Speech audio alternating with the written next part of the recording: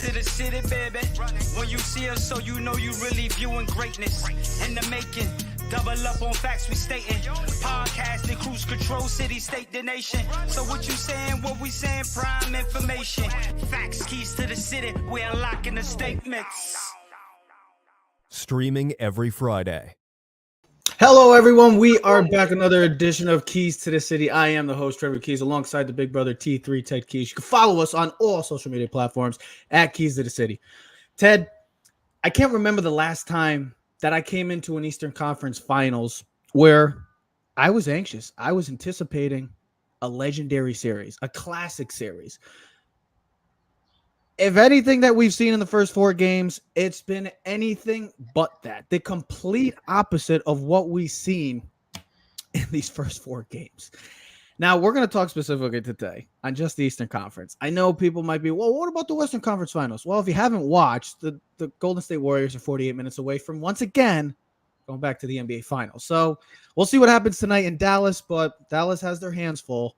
We've seen a 3-1 comeback from a team playing the Warriors. Do we get 3-0? I doubt it. We'll see what happens. But right now, Golden State Warriors look like they will be going once again to an NBA Finals. This is all specifically based off of what's going on in the Eastern Conference, because these two teams, we think about how a couple of years ago in the bubble, it was a 6-game series, but there were some legendary moments. There were some legendary games, came down to the wire. Ted, I haven't seen that in the first four games. Now, I was live in one of these games. I seen it live firsthand of how this game played out and this series has played out. And I've stated that the Miami Heat, the winner of the series, is probably going to win the NBA title to me. But I did also say that the Boston Celtics, well, I would bet the house money on the Boston Celtics to win. I still feel that way. But I don't know how these rest of these three games are going to go, Ted. Because you look at how the first four have gone, straight up, turnovers, sloppiness, bad shooting. I don't know what to make. You can't. This series basically, well, we've seen everybody's talking, well, who has the edge? Who's going to happy Memorial Day, Tommy? What I was going to say also is how we really can't base off of who's the better team. It's pretty much a one-game basis, Ted. So when you look at these final three games, to you, who has the edge? I still think it's the Celtics. As you had stated in our previous shows, the Celtics have the best player in this argument in the Western Conference, and maybe Steph Curry is the best overall player. But Jason Tatum has really stepped his game up to an elite level. You know, we always knew he was a star. I think we're starting to see a superstar in the making. He is really the culmination of what Jason Tatum, what the Celtics wanted when they drafted him, and what he has become. You're seeing he is maturing in front of our faces by the day. Now, like you said, this series is so peculiar because each team in the four games, one of the teams has been up by at least 20 in all four games, and in two of them, one of the teams has been up by 30 plus points, which is remarkable because you're talking about the number 1 and 2 seeds. You would think that these teams would be evenly matched, which they are kind of evenly matched. Yes, the Celtics have a little bit more depth, but the Miami Heat were the number 1 seed for a reason. They were the best team throughout the season. They had Jimmy Butler's an all-star. Bam Adebayo is an all-star. Kyle Lowry is an all-star. Yes, they're a more veteran-laden team. But the reason why I chose, going back to the question, is why the Celtics is because they have more depth. We've seen this time in and time out that the Celtics find ways to win. They've found ways to win when Robert Williams was out last night. The defensive player of the year, Marcus Smart, was out. Didn't make a difference. Derek White scored 7 of the first 8 points for the Celtics. They went on a huge run in the first quarter. It was nothing like I've ever seen before. It was amazing. They missed their first 14 shots, the Miami Heat. But the Celtics have more depth, right? And I just want to make sure that I had this all correct. As much as they are banged up, the Heat are even more so banged up. I mean, you got Kyle Lowry still fighting through that left hamstring. Strauss is dealing with a hamstring. PJ Tucker, left knee irritation. We know Jimmy Butler, the last 2 series, has been dealing with knee inflammation. So the Heat are a little bit more beat up than the Celtics. And when you don't have the depth that the Celtics do, we're seeing the difference. But with that being said, the series is still 2-2. So what do we make of the next 3 games? I don't know. Are we going to see blowouts back and forth and then get to Game 7 and have a classic? I would say this: Jason Tatum's the best player still left on the court. Jimmy Butler is number 2. Bam Adebayo we saw when he plays like he did in Game 3, what a difference the Heat are. Yeah. I also think last night not having Tyler Hero, because the Heat don't have the shooters and the supporting cast like the Boston Celtics do, Mhm. it makes a difference. It showed last night. Yeah. But I don't think Tyler Hero played last night that it was going to make a difference. The Celtics were still going to win. At one point in the first quarter or second quarter, they were up by 27 points. They pushed it to 32 points in the third And quarter. that's the thing. It's just remarkable, Trev, because like you said, you have two evenly matched up. And I told you before we did the show, I felt like this series in itself, hell with the Western Conference, we're not talking about that right now, brings me back to the old 90s series, Knicks, Bulls, Pacers. But here's the thing. And I just say that in that sense of the physicality, because every time you watch this game, it's these guys are grinding. There's guys on the floor. They're diving. There's injuries. Everything is – but then we're also seeing blowouts. So we haven't seen that classic game yet. Yep. It's still to be determined what we will see in Game 5. But right now, I would say the Celtics have the edge going into Game 5. And that's the thing when I say like this series is pretty much based off of a one game at a time, because game one, we're like, oh, well, it looks like the Miami Heat have the edge. Okay. Well, game two, well, it looks like the Boston Celtics have the edge because they're going back to Boston. Then you get game 3, and we saw how that transpired. Then we get game 4. You really just got to wait and see for this series, because right now it just doesn't make a hell of a lot of sense how this series is playing out. We've seen runs that we probably haven't seen in some time each game. Miami, the third quarter, we know what they did. They went on a 22-2 run in the game 1. Then the Celtics game 2, going a 24-3 run. Miami jumps out to a 39-18 lead in game 3. And then last night, the Miami Heat just didn't want, the ball did not want to go into the rim. It pretty much, you think about it, jumped out to an 18-1 lead. The Heat didn't score their first basket until Victor Oladipo hit a 3 with about 3 minutes left in the first quarter. 18 points total last night by the Miami Heat. Lowest ever by a starting 5 in a playoff game since they started tracking starters back in 1970. So last night was just kind of a culmination of so far of what this series has been. Yes, we like to say, oh, well, the Celtics, oh, they look great. They look like they're the title favorites. I get it. But then you come back and you see the Heat, what they do. Both of these teams, when we talked about it at the beginning, before both of these series even started, you look at how different the Western Conference matchup was. And you saw how similar the Eastern Conference Finals was going to be between the Heat and the Celtics. Both teams, great, tough, nitty-gritty, make you uncomfortable when it comes to the defenses. Their offenses, you got stars, you got players. But that's like been the telling sign, is that which defense is going to give up that, I guess, that have that off game. Whereas one game, it's the Celtics defense that's just making the Heat offensive game plan extremely uncomfortable. And then the same thing is replicated with the Heat. It's just been an ongoing, like, whoever's got the hot hand, I guess, as a team. It's a roller coaster ride right now. It's seesaw. It doesn't make sense. Well, and if you look at game 1, you start with game 1. You take away that third quarter for the Celtics. The Celtics had a realistic chance of stealing game 1. They did not. Okay, whatever. He held home court. Game 2, Celtics came out and dominated. Yeah. You were there. You saw it. Just totally. And you know what I'd also say, Trev, is you can tell almost who is going to win by the end of the first quarter. And the reason why I say that is because look at the dominance you see. You saw the Heat come out game 3, boom, and took it right to the Celtics. Literally took 100%. It right, and they were dominant. And then the Celtics were trying to play catch up. They never were able to catch up. He held strong, even with Jimmy Butler sitting out for most of the fourth quarter. I don't know what to make of the next 3 games, because the first 4 games have been Heat dominant, Celtics dominant, Heat dominant, Celtics dominant.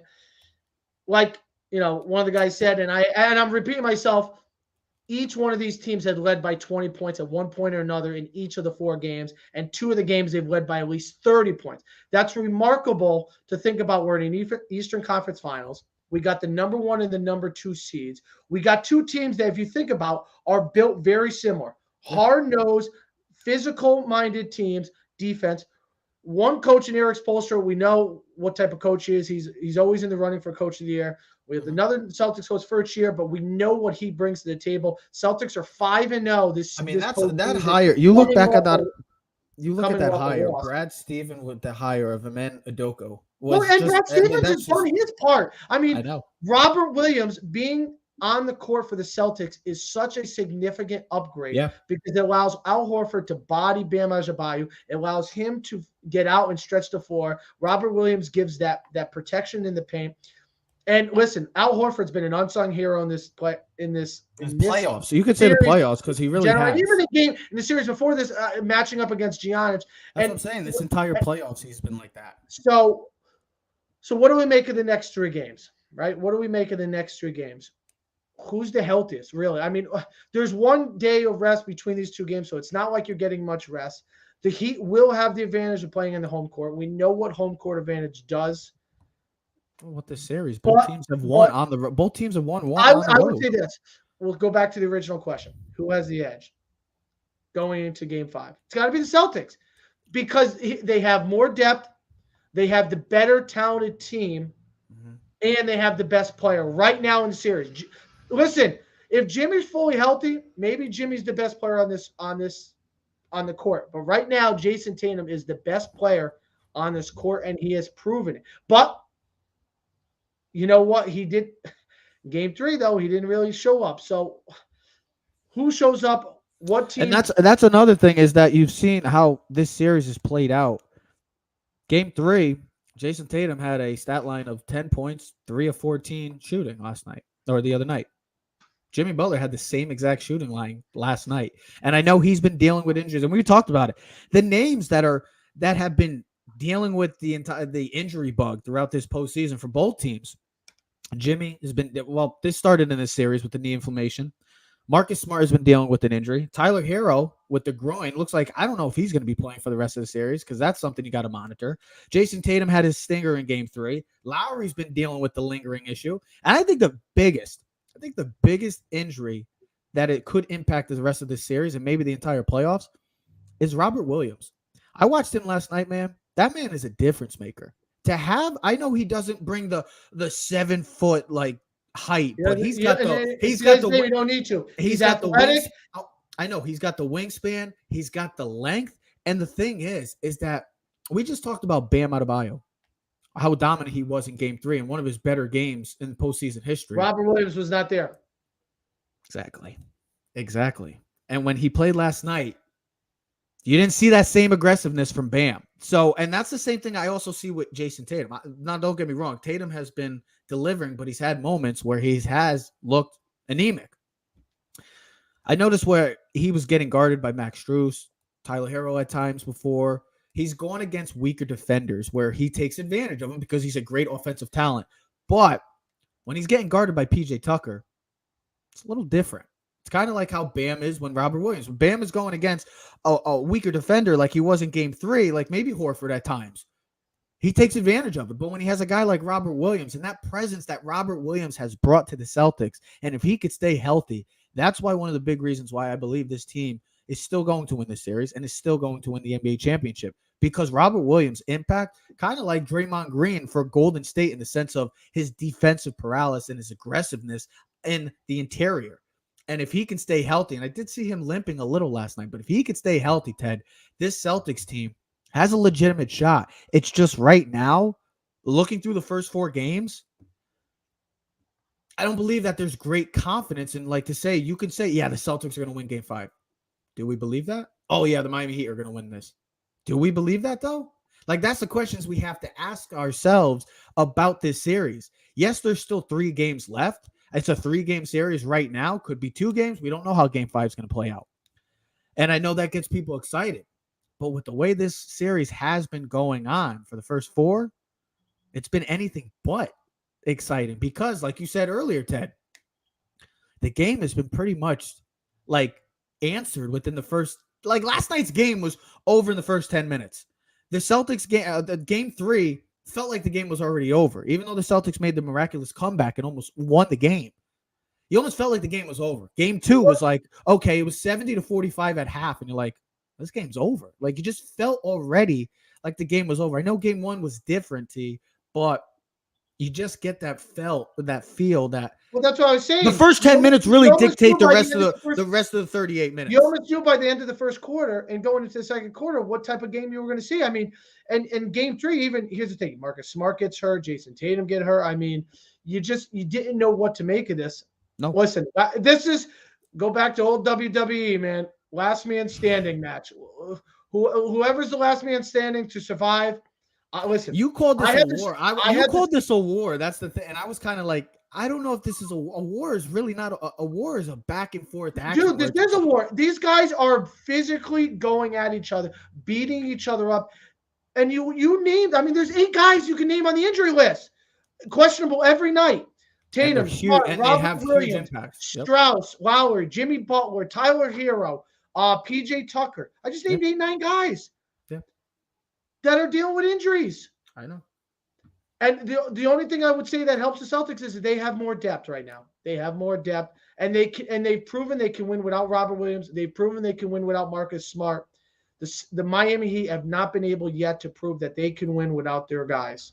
For me, the 2 keys are in the going forward with the next 3 games. It's not going to be the superstars. Obviously, people are going to be like, "Oh, Tatum's got to be great." Jimmy, well, we'll see what happens with Jimmy with the knee inflammation. To me, it's the 2 big guys. It's Robert Williams and it's Bam Adebayo. If Bam Adebayo can play the way he did in Game 3, the Miami Heat are going to have an excellent chance of representing the Eastern Conference in the NBA Finals. If Robert Williams plays the way he does defensively, what he brings defensively, the Boston Celtics will win the Eastern Conference Finals. I know everybody could say, "Oh, well, Jason Tatum this or Jimmy Butler that." Those guys are going to do their thing. Regardless, if Jimmy's healthy, 100% healthy, yeah, he played last night. Probably wasn't the best decision because he had an awful game, but still, you want Jimmy Butler 100%. I know Jason Tatum and Jimmy Butler are going to do theirs, but to me, it's kind of like the offensive line versus the D line in the NFL, Ted. It's that interior matchup between the bigs. Whoever gets the better push and who's ever the more aggressive team is going to, or player in this standpoint, is going to win this series. And I know it sounds crazy because there is a great, great deal of talent on this floor for both teams. But that's me. That's what I think. And that's what I see. That Bam needs to be more aggressive. And we already saw that he could be. And Robert Williams just needs to stay healthy because if he does, one of these teams are going to win. And it's going to be due to the big men. But the thing is crazy. We did talk about how great these defenses are. And it's really been the ultimate X factor. Because both of these offenses at times, turnover-wise, has just been, it's made each possession for both of these teams uncomfortable. We're going to see what happens with the rest of this game. But to me, if I had the edge for the rest of the series, can I just do a toss-up? Can I just do a heads or tails to pick? Because right now, you can't sit here confidently and say who has the edge. And well, here's the other two factors. Hold on. Here's the other two factors. I was just going to finish. You got the Miami Heat who have 2 of the 3 games home. So that's a factor. That's a major factor. I get that. So Game 7, Miami, and we know when you're home, the bench always seems to play better at home. But the better team with the better player is the Boston Celtics. So, like you said, seesaw battle. Something's got to give. That's all I'm trying. I had the Celtics in 6. So I had Celtics and Warriors. I had Celtics in 6 too, but I also I had the Celtics and Mavericks because I really thought that maybe the Mavericks would pull like a Luka, or this team would pull like an AI, the 2001 team, Sixers team, that would just get through because he's that good, and the team would just deliver like they did against the Suns, and I've been anything but that. But the way these 2 series have been, I guess we shouldn't be surprised with the Western Conference. We certainly are surprised with the Eastern Conference Finals. But like I just said, to make my final point is, if you came to tell me that one of these teams has the edge in the rest of this 3-game series, and you could confidently pick one of those teams, you're lying to yourself. Because each game has given you anything but confidence of who's going to win this series. We're sitting here at going into Game 5, 3 games left, and we can't say who's coming out of the Eastern Conference. And if you, like I said, if you think that, you're lying to yourself again. So to me, I'll give the slight edge to the Celtics because I picked the Celtics to win. but I'm not saying it confidently. We'll see what happens though. It's been anything. It's been fun to watch in the standpoint of like, just like, you're kind of like, what the hell's going on? Why is this happening? This is not supposed to be happening, but it is. It's occurring. We'll see how happening. Why is this happening? But we'll see how tomorrow turns out. Game 5 will be in Miami, FTX Arena. We'll see what happens. Game 6 will be Friday. And then if there is a Game 7, it will be Sunday night back in Miami. I'm going to try to get tickets. I ain't going to lie. I'm going to try to get tickets to at least Game 5 or Game 7. I got to check it out, bro. Come on, dream come true. Got to continue it. Got to keep representing Keys to the City. But we'll see what happens. All we all know, it looks like the Warriors could be closing out tonight, or will the Dallas Mavericks keep their season on the line going back to Oracle Arena? We'll see what happens with Golden State. Is it still Oracle? I know they got the new arena. Is it still called? No, I forgot what it's. It's not like the Lakers where it's like Crypto Arena or something now. It's, I don't know what it's. I forgot what it was called, but we see if Dallas Chase Center. The Chase. Thank you. I still get confused sometimes with the stadiums, but we'll see what happens. Anyways, ladies and gentlemen, you can check us out on all social media platforms at Keys to the City. We'll be back later in the week to discuss maybe a possibility that we could have a closing series in Game 6 between the Heat and Celtics, or we'll see what happens with the Western Conference Finals too. Plus New York Yankees and more NFL talk coming soon. Ladies and gentlemen, we are Keys to the City. We are out. Yeah. Keys to the city, baby. When you see us, so you know you really viewing greatness in the making. Double up on facts we stating. Podcasting, cruise control, city, state, the nation. So what you saying, what we saying, prime information. Facts, keys to the city, we're unlocking the statements. Streaming every Friday.